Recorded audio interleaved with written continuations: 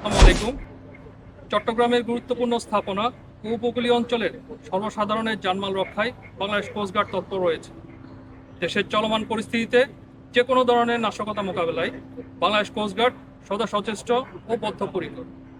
এ লক্ষ্যে চট্টগ্রাম বন্দর, Karnaphuli bridge, Karnaphuli tunnel, TSP complex limited, KAFCO, Chattogram silo, Matarbari গভীর সমুদ্র বন্দর, তেল শোধনাগার সমূহ এবং চট্টগ্রাম ড্রাইডক ও অন্যান্য গুরুত্বপূর্ণ স্থাপনাসমূহের সার্বিক নিরাপত্তায় কাজ করছে বাংলাদেশ কোস্টগার্ড।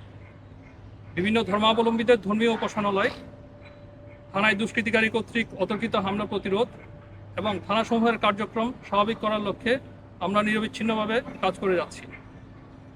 এছাড়াও নদীপথে বিভিন্ন লাইটার জাহাজে চুরি, সীমান্ত অবৈধ অনুপ্রবেশ সহ যে কোনো ধরনের অপ্রীতিকর ঘটনার প্রতিরোধে আমরা আমাদের টহল জোরদার করেছি।